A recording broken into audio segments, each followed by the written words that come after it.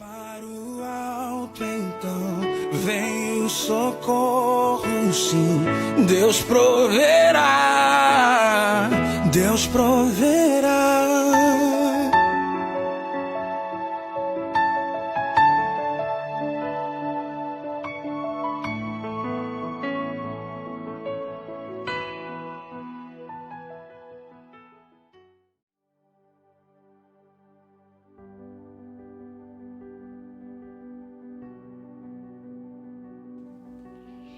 Olá, meus irmãos, a graça e a paz do Senhor Jesus.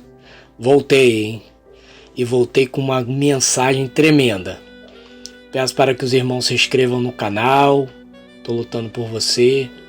Você que não é inscrito ainda. Peço também que ative o sininho da notificação para que você possa ser avisado da próxima mensagem a ser postada. Peço também que você deixe seu like, pois ele é muito importante para que o YouTube possa priorizar as mensagens.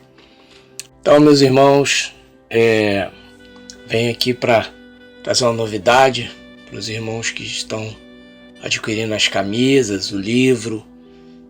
Agora vocês vão poder pagar no cartão também, através do PagSeguro.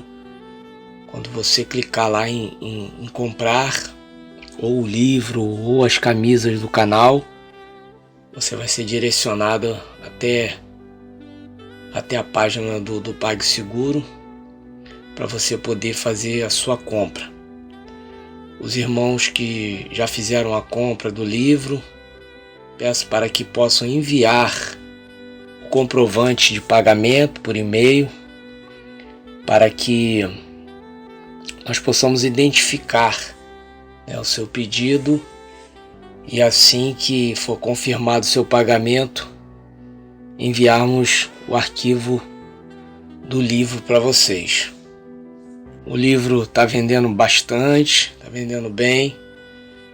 Nesse livro, você que está com dificuldades, está com dúvidas em como se achegar até o Senhor, como alcançar um nível de intimidade com o Senhor, esse livro ele vai lhe ajudar bastante. Você vai conseguir entender os propósitos de Deus no vale, e com isso você poderá se empenhar mais em buscar pelo Senhor. Vamos curvar as nossas cabeças para entregar a palavra do Senhor nas mãos dele, para que ele possa abrir o nosso entendimento. Pai, toma em tuas mãos nossa vida. Pai, sabemos que somos falhos. Eu mesmo, Pai, o teu filho, o Senhor sabe que eu sou cheio de falhas, Pai, cheio de fraquezas. Muitas vezes me deixo levar por elas, mas eu creio no Senhor, que é um Deus de misericórdia. Creio num Deus que o homem pode cair quantas vezes for preciso, possível, que o Senhor levanta. Então não importa como estamos andando, se estamos fracos, se estamos fortes, o importante é perseverar em Ti. Toma essa palavra em tuas mãos, uma palavra tremenda, uma palavra forte, onde estaremos ali aprendendo, Pai, a tirar o foco daquilo que nos atrapalha a se chegar até o Senhor. Sabemos que o inimigo ele não gosta, ele quer atrapalhar o entendimento de pessoas que querem se aprofundar em como se chegar até o Senhor. Por isso eu te entrego nesta hora, que o teu Espírito Santo fale diretamente aos nossos corações e que me dê capacidade também para explanar aquilo que o Senhor já revelou ao meu coração. No nome de Jesus eu entrego a palavra ao Senhor. Amém. Então, vamos à mensagem do Senhor, que hoje, assim como a mensagem passada, creio que vai nos ajudar a entender que sem a fé direcionada a Deus, as coisas se transformam em ativismo religioso, onde acredita-se que por muito fazer, por muito se buscar, como muitos inventaram agora o termo batalhar, e acreditam mesmo que é por causa da batalha deles que Deus restaura, sendo que a palavra de Deus nos garante que não é por muitos esforços, e sim pela bondade e misericórdia de Deus. Quando Deus me chamou para a obra de restauração de casamentos, Ele me chamou depois de me mostrar que todo ativismo religioso ao qual eu também fui vítima não o agrada e muito menos tem algum peso no mundo espiritual. A causa dessa euforia para conseguir o que se quer de Deus é a ansiedade, que foi o assunto tratado na mensagem de número 65, anterior a essa. Se você chegou agora no canal, recomendo que ouça a mensagem anterior para entender melhor o que será tratado aqui. Hoje, vamos aprender sobre o neopentecostalismo, sobre a teologia da prosperidade, a confissão positiva de fé, que são as responsáveis por tantas campanhas, tantas petições, como se Deus fosse um balcão de reclamações.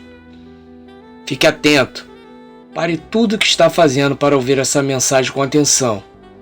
Hoje, a segunda parte do estudo sobre como ter a fé verdadeira vai nos mostrar tudo isso. O tema do estudo de hoje é fé para restaurar e o assunto foco.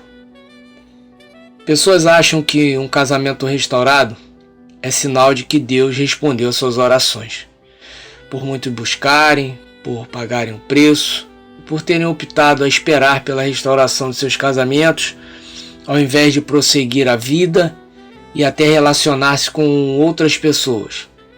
Essas pessoas acham que foi por causa disso que Deus trouxe de volta o marido ou a esposa. Essas pessoas se gabam por terem esperado e pagado o preço, como se fazer isso fosse algo que merecesse aplausos, sendo que isso não é mais do que o que todo cristão que entende a palavra deveria fazer. Para um cristão não se deveria ser surpresa quem espera pelo casamento. Deveria ser surpresa para quem desiste. Mas os oportunistas gospels têm o orgulho de exaltar quem esperou e alcançou, sendo que, como disse, isso deveria ser a coisa mais normal do mundo para nós cristãos, e não alvo de admiração. Esperar hoje em dia virou um estado de exaltação em relação a quem abriu mão. Tem prazer de chamar o cônjuge adúltero que se afastou dos caminhos do Senhor de opresso, sendo que quem foi traído foi deixado para trás e espera em Deus, entre aspas, ao meu ver, é o mais opresso, porque se está na presença de Deus e vive infeliz, se lamentando, questionando Deus, julgando e apelidando as pessoas que estão com seus cônjuges, estão perdidos. Muitos não sabem nem como orar, nem como proceder diante do cônjuge quando ele se aproxima. Não sabem lidar com os ataques deles. Estão cheios de mágoa e raiva, em alguns casos, até ódio do cônjuge traído, e querem chamar o que traiu de opresso. Uma falácia religiosa tremenda, uma cegueira espiritual que não é uma trave nos olhos, é uma parede mesmo. E por que estão assim? Porque estão buscando ter fé somente em restaurar seus casamentos. Não se aprofundam na palavra de Deus e por isso tudo que fale sobre o assunto interessa, principalmente se o que falam ensina a alcançar a restauração. A palavra diz: não andeis inquietos por coisa alguma. Ninguém dá ouvidos para isso. Mas se alguém diz para acordar na madrugada, para orar pelo casamento, é o que Deus precisa para te atender? Ou se alguém diz que se pagar o preço seu cônjuge volta, pronto, sua fé explode na hora. Agora, o não se preocupar com coisa alguma que Jesus pregou não faz efeito. Somente vai haver restauração se você batalhar. O foco está no lugar errado. O foco não é a restauração do seu casamento, é a salvação do seu marido, filho, da amante e quem mais estiver envolvido. O foco não está na pessoa do seu cônjuge, que não é o motivo da sua alegria, como você pensa que é, se ele voltar. O foco está na presença de Jesus Cristo. O foco está na pessoa de Jesus Cristo. Pessoa esta que você deixou de olhar como principal. E por isso seu casamento chegou até onde chegou. E não adianta vir com discurso que nem todo mundo que está separado hoje deixou de olhar para Jesus, como algumas pessoas me falaram. E talvez você ache isso só porque você sempre esteve firme na obra, que vou dizer que você está mais cego ou cega do que os que admitiram que deixaram de colocar Deus no centro. Porque se seu marido ou sua mulher deixaram de olhar para Jesus no casamento, isso significa que você também deixou de olhar.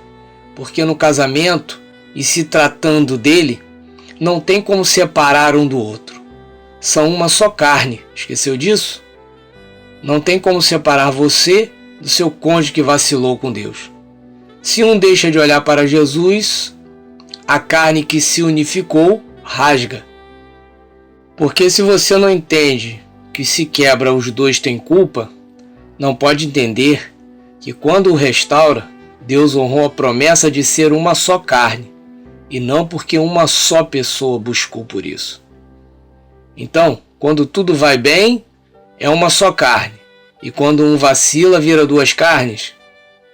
Você não entende nada de mundo espiritual mesmo se pensa assim, e está totalmente cego. A palavra de hoje vai nos ensinar que Deus tem tudo planejado e arquitetado, e por conta disso, nosso foco tem de estar somente nele, pois foco dividido faz sua fé estar bem dividida. Por isso, quem deseja ter a fé genuína precisa ter o foco naquele que é consumador desta fé, senão vai ficar profetizando bênçãos, sendo que está distante do abençoador. Vamos ler o texto base, que também foi base na mensagem anterior, texto este que nos mostra que não precisamos lutar por nada e nem por ninguém, e sim entregar tudo nas mãos de Deus e esperar alcançar sua misericórdia.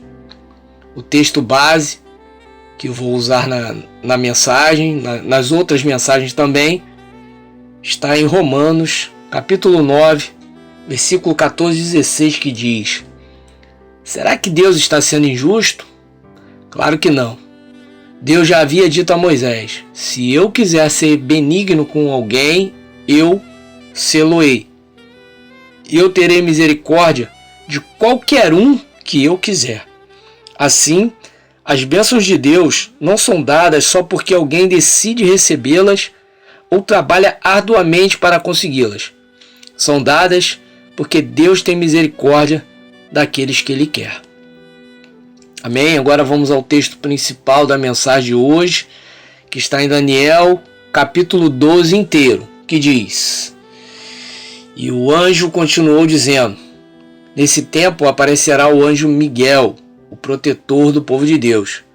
Será um tempo de grande dificuldade, como nunca aconteceu desde que as nações existem. Mas nesse tempo serão salvos todos os do povo de Deus que tiverem os seus nomes escritos no livro de Deus. Muitos dos que já tiveram morrido viverão de novo, uns terão a vida eterna e outros sofrerão o castigo eterno e a desgraça eterna. Os mestres sábios, aqueles que ensinaram muitas pessoas a fazerem o que é certo, brilharão como as estrelas do céu, como um brilho que nunca se apagará. E você, Daniel, não conte nada disso a ninguém. Feche o livro com o selo para que fique fechado até o momento final. Muitos correrão de cá para lá, procurando ficar mais sábios. Então, eu vi dois anjos de pé na beira do rio, um de um lado e o outro do outro. Um deles perguntou ao anjo vestido com roupas de linho, que estava rio acima: quando é que todas essas maravilhas vão acontecer? O anjo levantou as mãos para o céu e, em nome de Deus, que vive para sempre, disse: eu juro que tudo isso vai acontecer daqui a 3 anos e meio, quando terminar a perseguição do povo de Deus. Mas eu não entendi bem e por isso perguntei: por favor, me diga, como é que tudo isso vai acabar? E ele respondeu: agora, Daniel, você pode ir embora, pois tudo isso deve ficar em segredo até o fim. Muitos serão postos à prova, e com isso se purificarão e se aperfeiçoarão. Os maus continuarão na sua maldade, nenhum deles entenderá o que está acontecendo, mas os sábios entenderão. Depois que os sacrifícios diários forem suspensos e o grande terror for colocado no templo, passarão 1290 dias. Felizes aqueles que continuarem fiéis a Deus por 1335 dias. E você, Daniel, continue firme até o fim. Você morrerá, mas no fim ressuscitará para receber a recompensa. Até aí, meus irmãos, é uma palavra que fala do que há por vir ainda, né? Quando Jesus vir ali, ele abriu os selos. É só você ir lá em Apocalipse que você vai entender do que essa passagem está falando. Mas nós podemos usá-la para entender, né, os propósitos de Deus para o nosso momento atual. Como eu disse na mensagem anterior, eu repito aqui nesta e repetirei nas mensagens desse estudo sobre a fé para restaurar. Eu li e reli Romanos 9,16, que fala que não é porque você busca ou faz por onde acontecer que vai receber o que quer de Deus, que vai ter a aceitação dele. Pelo contrário, você será reprovado por ele. Ele deixará de te ouvir, pois ele quer manifestar graça em sua causa. Pois a graça é um dom imerecido, ou seja, se você faz por merecer, não é graça, é desgraça. A teologia da prosperidade, que afirma que você tem de profetizar, que você tem de declarar, que você tem que batalhar, todos sem exceção que ensinam a batalhar pelo que deseja de Deus, estão cheios do conceito da teologia da prosperidade, da declaração positiva de fé. E isso é um câncer que está desviando você, meu irmão, do foco verdadeiro, que é o Senhor Jesus como alvo principal de suas orações. E não orar para ter o que você quer dele. Fuja disso. Isso é ensino antibíblico, ensino do diabo, que usa servos de Deus desavisados e falta de entendimento da palavra. Deus deve estar no centro sempre, como principal objeto de nossas orações, como o que mais desejamos buscar em nossa vida. Qualquer outra coisa que ocupe seu tempo de oração, que busque o homem ou as conquistas terrenas mais do que a face de Deus, não vem de Deus, é religiosidade profunda e espiritualidade rasa em extremo. Os versículos de 1 a 3 da palavra de Daniel nos mostra a soberania de Deus em ter tudo já preparado. Tudo está no controle de suas mãos e o homem não tem participação em nada que há de acontecer. Recomendo também que leiam o capítulo 11 de Daniel, pois ali vocês terão certeza que Deus tem o controle de tudo, pois ele detalha tudo o que vai acontecer certinho, os reis que vão cair, os que vão levantar, os que vão vencer, os que vão perder, até chegar ao fim dos tempos. O versículo 4 fala que quando Deus nos revela algo, não é para nós pegarmos este algo e vivermos somente por aquilo. Pelo contrário, quando Deus nos mostra algo, Ele não quer que fiquemos ansiosos e nem que mudemos nossa vida para viver aquilo que Ele nos falou. Não, pelo contrário, Ele manda Daniel fechar o livro e deixá-lo fechado até o final, onde tudo se cumprirá. Então, eu não entendo de onde tiram essa ideia de que Deus quer que você fique vivendo de profecias. Tem gente que acredita ter recebido profecia de Deus por seu casamento ser restaurado mais de 1 ano atrás e até hoje não desgruda disso. Nada aconteceu e a pessoa fica frustrada. Cobra de Deus todo dia. Senhor, o Senhor prometeu, mas não acontece nada. Se acontece ao contrário do que Deus falou, fica desesperado, chora à toa, tem vontade de morrer, de desistir. E por quê? Porque Deus mostrou o que vai fazer, mas mandou fechar o livro e esperar o tempo certo daquilo acontecer. Foi o que ele disse a Daniel no versículo 4. Ele disse: e você, Daniel, não conte nada disso a ninguém. Mas não adianta. A pessoa está tão fora do foco da vontade de Deus e focada tanto no que quer, que não descansa. Quer virar a página da vida logo para chegar ao momento final. Por isso não descansa. Imagina se Daniel fizesse como você, que não consegue descansar. Ele estava aflito, pois essa profecia que foi dada a ele, ainda, até hoje, não se cumpriu, porque o selo ainda não foi aberto. Não adianta querer viver de profecia, de declarações positivas como: eu profetizo que o meu casamento já está restaurado em nome de Jesus. Eu profetizo que o meu cônjuge vai sentir nojo de quem está com ele agora. E tem aquelas pessoas que profetizam: mês que vem é nosso aniversário de casamento. Eu profetizo a restauração antes desse dia para comemorarmos juntos. Irmãos, eu fiz isso aí já, tá? Quanta declaração positiva de fé que eu tinha. Mas Jesus me mostrou que a declaração mais positiva é a palavra de Deus. E se ela diz em Romanos 9, assim: as bênçãos de Deus não são dadas só porque alguém decide recebê-las, ou seja, declarar, profetizar, continuando, ou trabalha arduamente para consegui-las, ou seja, campanhas, jejuns ou qualquer outro sacrifício. Continuando. Mas elas são dadas porque Deus tem misericórdia daquele que quer. Entenderam, irmãos?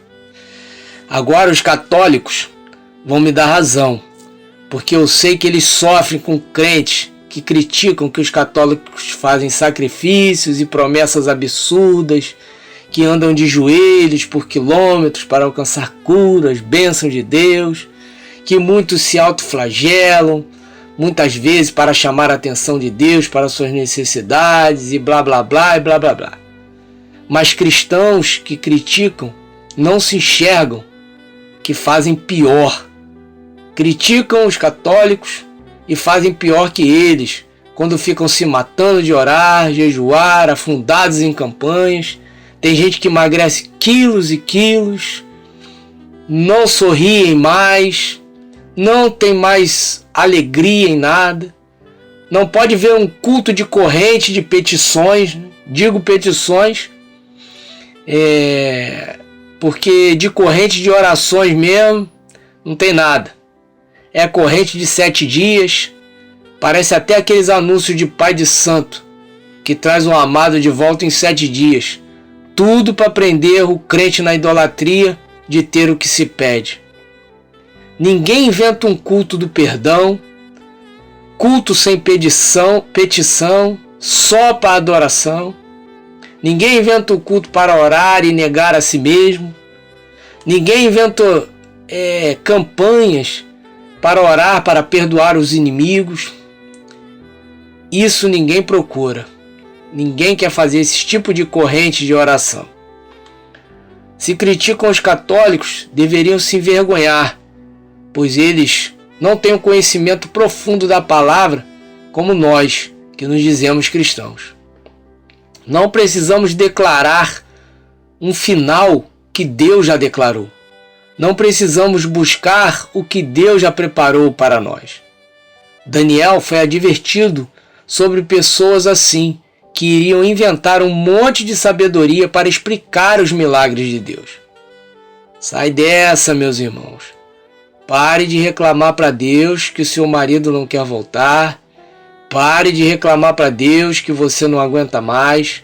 Muda o foco, por favor.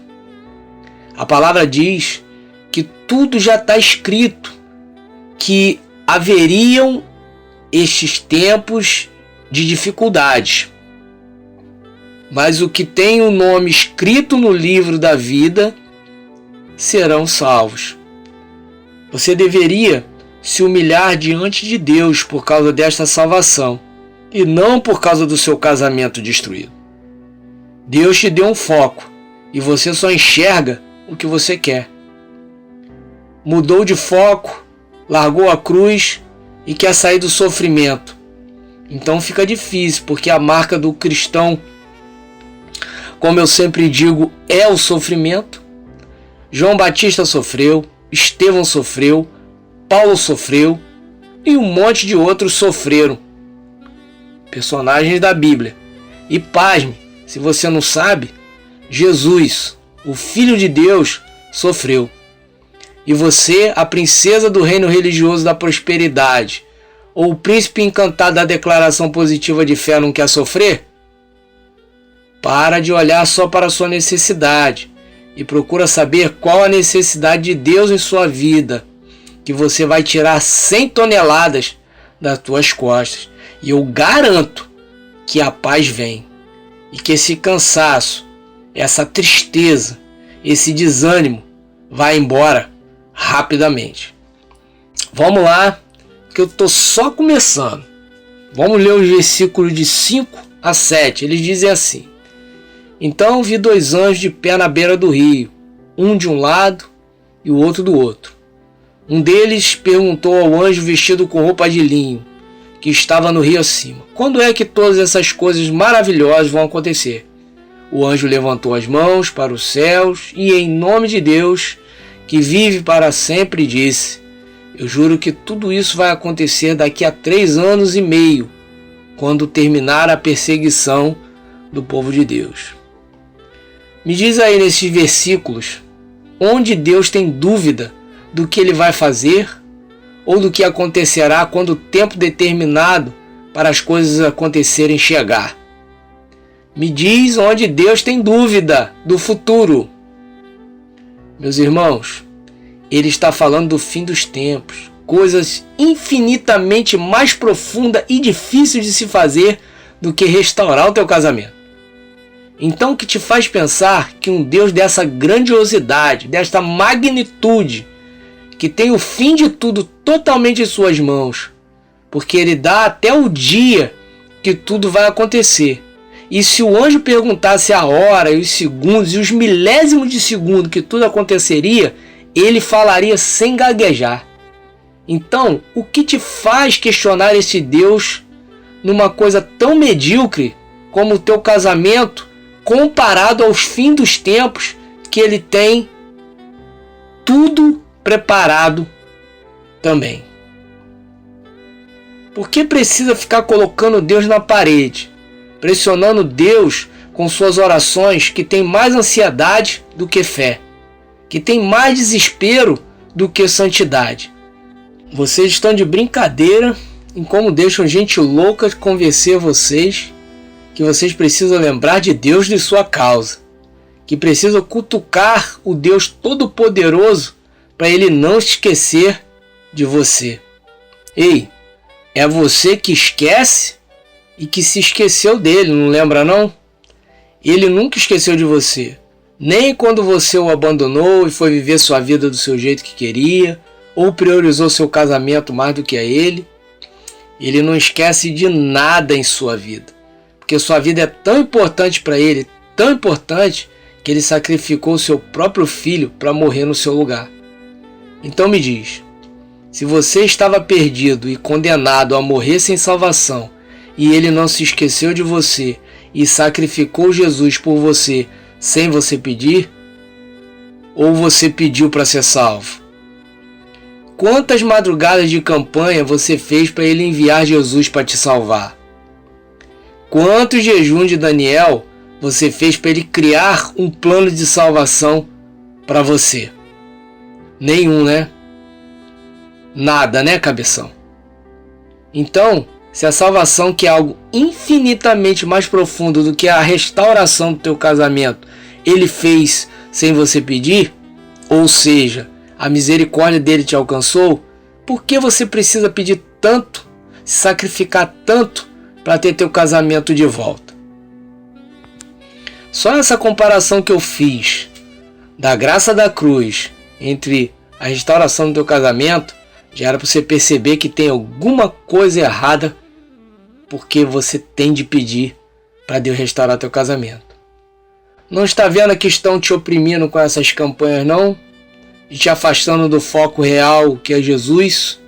Jesus. Jesus. Jesus. É Jesus e não o seu cônjuge. Seu casamento, seu filho, seu noivo, sua noiva, seu namorado, sua namorada. Me desculpe, mas se está nessa, você não está precisando de restauração, não. Você está precisando é se converter mesmo. Porque você está convencido que Deus é bom e abençoador, mas não está convertido ao Deus que é o amor e a própria bênção. Está correndo atrás da migalha e jogando a grande bênção, que é o próprio Deus, fora. Tem a bênção maior, mas está se matando de buscar o que você acha que é bom para você. Deus não tem dúvida do que vai acontecer, mas nós não entendemos isso, assim como Daniel não entendeu e teve de perguntar mesmo depois de Deus declarar tudo. Vamos ler o versículo 8. Mas eu não entendi, e por isso eu perguntei. Isso é Daniel, tá? Por favor, me diga, como é que tudo isso vai acabar? E ele respondeu, ou seja, o anjo do Senhor: agora, Daniel, você pode ir, pois tudo isso deve ficar em segredo até o fim. Olha bem, estava tendo uma reunião entre o anjo do versículo 1, que estava dando a revelação a Daniel, com os dois anjos que apareceram no versículo 5. Faz o seguinte, para o áudio, dá um pause aí e confere lá no versículo 1 e 5 e entenderá o que eu estou falando. Daniel não tinha que saber de nada em relação quando tudo ia acabar. Ele estava ali para anunciar o que lhe estava sendo revelado. E ele quis saber algo que Deus não tinha revelado a ele. Aí pediu para tomar uma resposta do anjo na lata, não pediu não? O anjo disse mais ou menos assim, com as minhas palavras, né? O Daniel, o Leandro, o Denise, o Érica, o Bruno, o Elisa, o Michele, o Isaac, ou Natália, ou outro qualquer assinante, mete o pé daqui, porque vocês já estão querendo saber demais. Basta saber que eu tenho tudo em meu controle, pois o resto deve ficar em segredo até eu pôr fim nisto tudo. É mais ou menos isso, irmão, para você entender. Quando você fica profetizando o fim do seu sofrimento, ou profetiza que vai passar o Natal, o Ano Novo, aniversário de casamento, aniversário do cônjuge, ou o seu aniversário, aniversário dos seus filhos, você está profetizando por você mesmo e não por Deus. Por isso que o dia chega e você se frustra por saber que o seu cônjuge, ao invés de voltar para casa como você profetizou para passar essa data comemorativa com você, passou com outras pessoas. E você mesmo não recebeu nenhuma mensagem de texto. Se eu fosse vocês, eu ia lá no canal de quem lhe ensinou a fazer essas declarações de fé positiva e encher o saco deles. Porque não é justo você ficar cobrando Deus por não ter preenchido as suas expectativas e nem cumprido as suas profecias e declarações que você mesmo fez, e não ele. Vá lá, manda um e-mail para os seus gurus matrimoniais, Porque é isso mesmo que quem ensina a buscar o cônjuge, ao invés de entregar ele nas mãos de Deus e priorizar a comunhão e intimidade com o Espírito Santo de Deus, são gurus matrimoniais.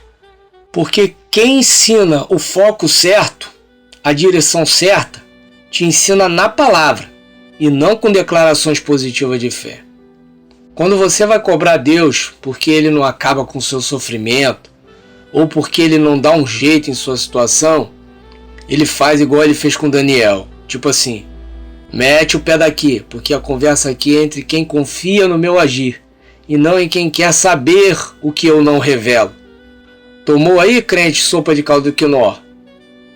É tipo assim, irmãos, sabe quando você está fazendo um bolo e a criança fica em cima?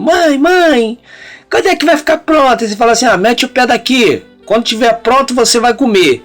Mais ou menos isso, né? É uma forma de amor que Deus tem. Ele não nos revela porque Ele tem coisas grandes para nós, né? Não é juízo, te condenando porque você está perguntando o fim, não, nada disso. Ele só não quer que nós ficamos presos ao fim, entende? Então é mais ou menos isso que Ele fala quando Ele falou com Daniel, mete o pé daqui, sai fora daqui que você não tem que saber o final. O Senhor nos mostra em sua palavra um pouco de como Ele está operando. Porém, o nosso problema é que estamos mais preocupados com o fim que temos para as coisas do que o processo que leva até o fim que Deus tem para elas. É justamente esse processo a causa de Deus não revelar o fim de cada um de nós. Deus tem um fim para cada um de vocês, meus irmãos, e para mim também. Não adianta todos lutarem ou batalharem segundo um modelo, porque não vai funcionar para todos de forma igual. Por isso, alguns casamentos são restaurados rapidamente e outros demoram demais. Então, esquece modelos de busca e se prenda aos propósitos de Deus, os propósitos que Ele tem para o seu vale. Busque força para passar pelo vale e não atalhos para sair dele. Vamos ver os versículos 10 a 13 para vocês entenderem o que Deus revelou a mim sobre o porquê Ele não mostra logo como tudo isto vai acabar. Versículo 10. Muitos serão postos à prova, e com isso se purificarão e se aperfeiçoarão. Os maus continuarão na sua maldade, e nenhum deles entenderá o que está acontecendo, mas os sábios entenderão. Felizes aqueles que continuarem fiéis a Deus por 1335 anos. E você, Daniel, continue firme até o fim. Você morrerá, mas no fim ressuscitará para receber a sua recompensa. Bem, acho que depois de ler já ficou bem claro, não é verdade? O tempo de espera para a restauração acontecer é para distinguir quem o está buscando por interesse pelo que ele pode fazer, dos que se interessam realmente pelo que ele simplesmente é. Então, enquanto você entra nessa de busca pelo poder dele para alcançar o que quer, ele te põe à prova para você se tocar e buscar a purificação. Graças a Deus, foi o que aconteceu comigo, meus irmãos. Deus me colocou à prova e eu logo percebi que buscar as bênçãos não me purificava. Pelo contrário, estava me tornando cada vez mais dono dele, porque eu só o procurava para que ele pudesse me servir, suprir as minhas necessidades. Quem coloca Deus na parede reivindicando suas bênçãos, bênçãos essas que não são para suprir o querer humano, como alguns pregam por aí, pois o texto base do estudo, que é Romanos 9,16, ele diz assim, as bênçãos de Deus não são dadas só porque alguém decide recebê-las. Não é isso que diz lá? Ou seja, bênção não é para ser cobrada, e sim é um presente que Deus dá a quem Ele quer. Quem pensa assim, que tem que colocar Deus na parede, mostra que não conhece Deus e o trata somente como um detalhe em sua causa, e não com um propósito principal. O versículo 10 diz que muitos se purificarão e se aperfeiçoarão, mas também diz que muitos não entenderão o que está acontecendo enquanto o fim ainda não chega. E o pior, o versículo chama essas pessoas que não entendem os propósitos de Deus e os questiona, reclama, murmura, de maus. Pessoas más que não se esforçam em entender o que sua palavra diz. Por favor, irmãos, pausem o áudio aí agora e leiam o versículo 10 e verão se é ou não é o que eu estou dizendo. O versículo diz que os maus, ou em outras versões, os ímpios, não levarão em conta o que Deus diz e vão acreditar no que eles querem que aconteça e não no que a palavra diz. Eu lido com pessoas cegas na palavra todos os dias. Eles têm sonhos, revelações, sensações, visões, profecias feitas por homens como algo mais importante e mais valioso do que o que está escrito na palavra. E ai de quem tentar mostrar na palavra que o que eles estão pensando está errado. Pronto, arrumou um inimigo na hora e um divulgador de mentiras e calúnias ao seu respeito. São pessoas carregadas de conceitos de teologia da prosperidade. Elas pensam que suas declarações de fé têm mais poder do que a palavra de Deus, que é o que gerou a verdadeira fé. E é o que gera a verdadeira fé. A maioria dos crentes que se revoltam com mensagens do canal são crentes que a palavra pregada cutucou a situação em que ela se encontra, situação de erro. E por isso, elas vêm com agressividade nos comentários, ofendendo ou ameaçando que vão se afastar do canal, julgando quem está pregando de preconceituoso. E muitas vezes não entenderam a palavra, que não as estava julgando, e sim apontando para o Deus que deve ser buscado com prioridade, e não para o que eles querem de qualquer jeito, mesmo se o que querem a palavra condenar. Pessoas que se irritam com facilidade mostram que estão lutando contra a verdade de Deus, porque têm a sua própria verdade. Essas pessoas não entendem que está justamente aí uma das coisas que fez seus cônjuges irem embora, meterem o pé de perto delas e não as quererem mais, justamente por elas quererem se defender de quem está querendo abrir os olhos delas. Essas pessoas não aceitam as críticas, nem boa nem ruim. O que ela pensa é soberano e pronto. Não tem discussão. Nem a palavra de Deus serve para convencê-las. Qual pessoa aguenta ficar perto de alguém assim? Que nem ouve direito, que nem procura entender o que o outro está falando a seu respeito e já se exalta. Já começa a usar palavras ofensivas. Né? A forma de falar já fica agressiva. Eu não ficaria mesmo. Até eu meteria o pé. Hoje, não falo isso porque Deus não me permite. Mas tem gente que está tão convicta de que só ela é certa e que o cônjuge que foi embora está errado, que é difícil até para mim conversar com essas pessoas. Pois elas se irritam comigo por eu tentar mostrar para ela que foi exatamente por elas serem assim precipitadas ao se irritarem que o casamento ruiu e o seu cônjuge não quis mais estar junto com elas.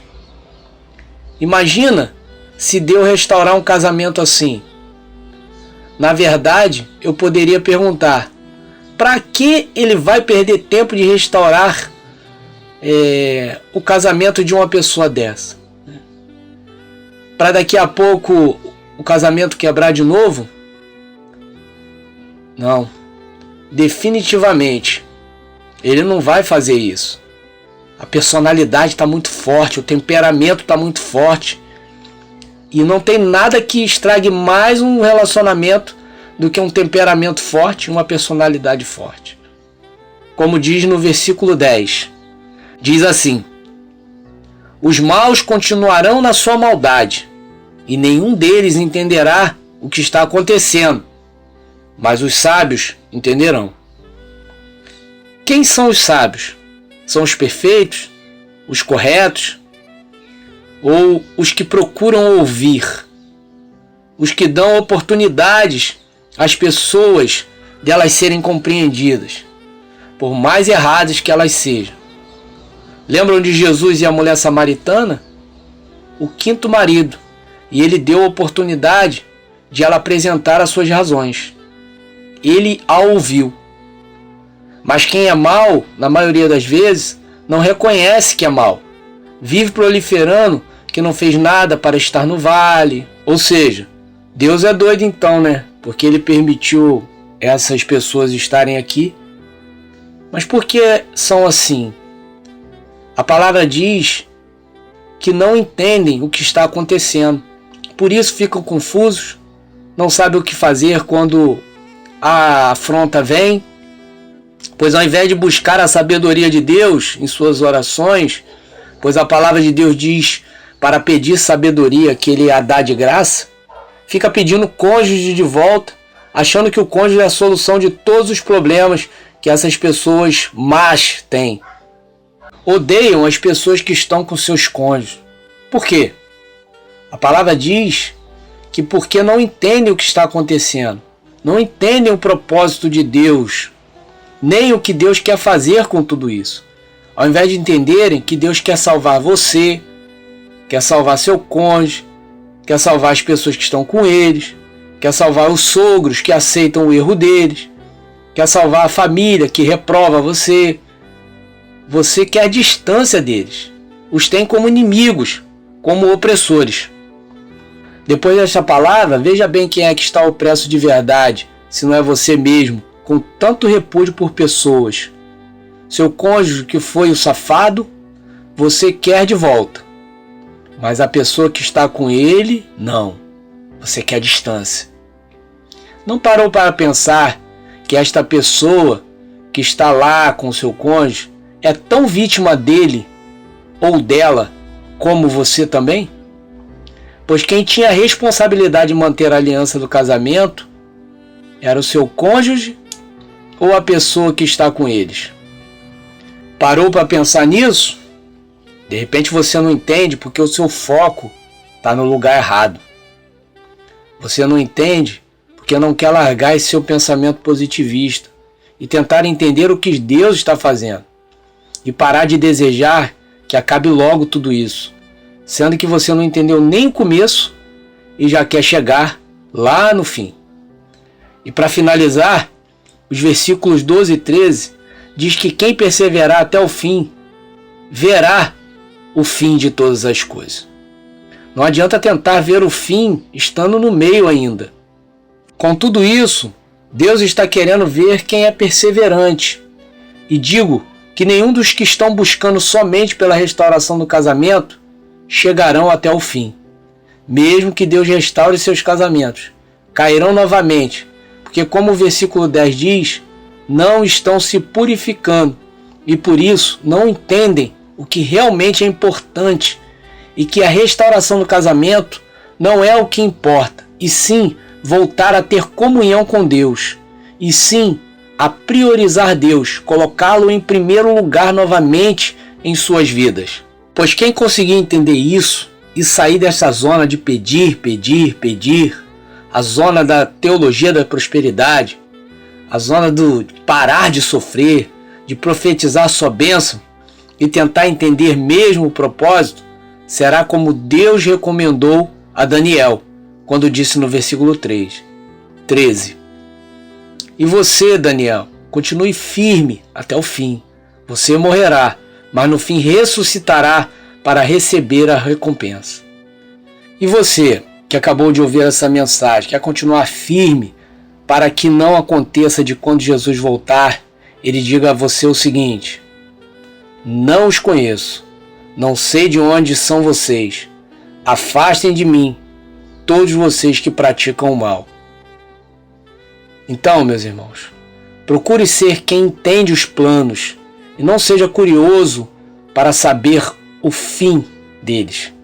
Seja sábio para entender o processo, pois o processo é o que Deus precisa para separar os homens dos meninos. Fiquem os irmãos na paz de Cristo e espero que entendam que este estudo que Deus colocou em meu coração para fortalecer a minha fé e a dos irmãos, pois primeiro ele nos mostrou como identificar a ansiedade e o que a causa, e hoje nos mostrou o que precisamos saber para nos livrar dela, ou seja, tirar o foco do pedir e colocar no confiar. Esta revelação na palavra de Daniel, para mim, foi uma das mais claras e mais esclarecedoras para me ajudar a mudar de foco cada vez mais. Deus precisa ser prioridade, meus irmãos. Não se preocupe que você não vai perder seu cônjuge se parar de orar por ele e voltar sua atenção totalmente para Deus. Você está perdendo porque está justamente priorizando o cônjuge e deixando Deus em segundo plano. Vou deixar um vídeo curto no final. Quem me mandou esse vídeo foi a Aline, uma das assinantes do canal. E eu achei bem apropriado colocar aqui para que os irmãos entendam sobre essa teologia da prosperidade. E a Aline, ela já abriu o olho, para esse lance de campanhas, de buscar, pedir bênção. Ela já entendeu que isso é furada e que só te afasta de Deus. Assim como eu entendi também. Por favor, não desligue essa mensagem, não deixe de ver essa mensagem antes de ver o vídeo que fala exatamente o que eu prego a vocês. Que o sofrimento é a marca de Cristo, que Deus deve ser o centro, que Deus deve ser o alvo único e principal das nossas orações, e não o cônjuge. Vai ser logo depois que eu terminar a mensagem. É um videozinho curto. Ouçam e guardem ele, tá? Tem um bocado de gente equivocada ensinando a como restaurar casamento por aí, sendo que a melhor forma de restaurar seu casamento é buscando primeiro o reino de Deus e a sua justiça. Aposte nisso, que em breve você será surpreendido com a volta do teu cônjuge. Irmãos, fico por aqui. Até a próxima mensagem com um assunto do estudo que será a dúvida. Esse é o próximo, ok? Não percam. Envie essa mensagem nos grupos que vocês estão, pois tem muita gente sendo enganada em como buscar o casamento. E com isso estão deixando Deus para segundo plano. E você tem as armas aqui para ajudá-las a sair deste engano. Eu continuo lutando pelo meu casamento. Meu desejo de ter o que é de Deus para mim não mudou. Só que a minha motivação foi que mudou. Quem merece essa vitória, mais que eu, mais que minha esposa, é o Senhor. Ele sim merece ser glorificado. E por isso eu não desisto, porque a vitória não é minha, é do Senhor. Por isso, meu Senhor, vou ficar até o fim, como o Senhor recomendou a Daniel. Porque agora estou lutando por você. Ufa! Mais um dever cumprido. Amo vocês, meus irmãos em Cristo. Tchau! Assista o vídeo aí agora. Fica na paz. A teologia da prosperidade, que é aquela teologia que ensina o seguinte: você tem que orar pedindo com fé a Deus, e se você pedir a Deus com fé, Ele vai te abençoar. Peça com fé e Deus vai te abençoar. Isso é a teologia da prosperidade. A teologia da prosperidade é aquela que vai dizer o seguinte: se você for fiel no dízimo, Deus vai prosperar você. Então, seja fiel nas suas ofertas, seja fiel nas suas contribuições, e nenhuma tribulação vai chegar até a sua casa. A teologia da prosperidade é aquele ensino que vai dizer para você o seguinte: faça a sua parte que Deus vai te ajudar. Ela nos fez muito mal, porque ela só nos ensinou a orar pedindo para Deus nos livrar do sofrimento. ela não nos ensinou o mais importante: a nos livrar da oração que pede para que Deus nos livre do sofrimento. E essa é a maior de todas as tentações.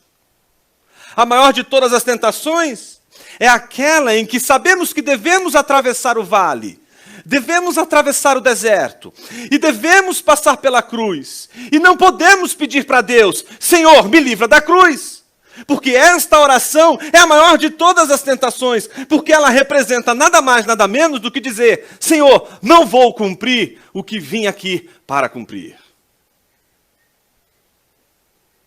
Qual então seria a tentação?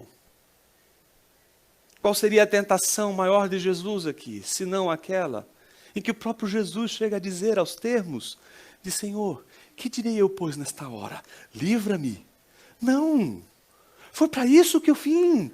Glorifica teu filho. Jesus está consciente de que esta não é a sua oração. Esta não deve ser a sua oração. A oração dele não é a oração de que Deus deva livrá-lo da cruz.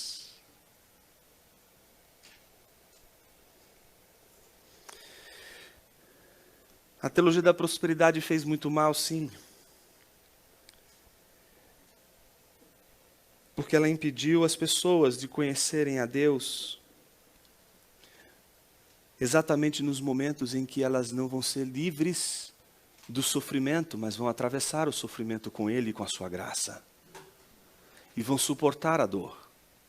Vão suportar o dia mau. E não vão quebrar.